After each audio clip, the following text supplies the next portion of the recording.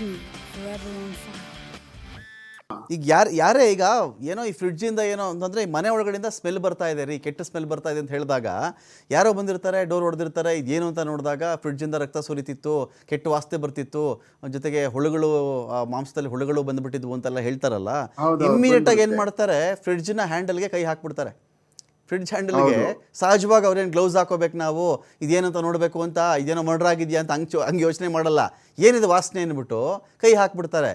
ಅಲ್ಲಿಗೆ ಈ finger prints ಅನ್ನೋದೇ ಮೇಜರ್ ಆಗಿ ಅಲ್ಲಿ ಹೊರಟೋಗುತ್ತೆ ಅಂತನಾ ಸರ್? ಅಥವಾ ಫಿಂಗರ್ ಪ್ರಿಂಟ್ಸು ಕೊಲೆ ಮಾಡಿ 15 ದಿನ ಆದ್ಮೇಲೆ ಇರಬಹುದಾ, ಚಾನ್ಸಸ್ ಇದೆಯಾ?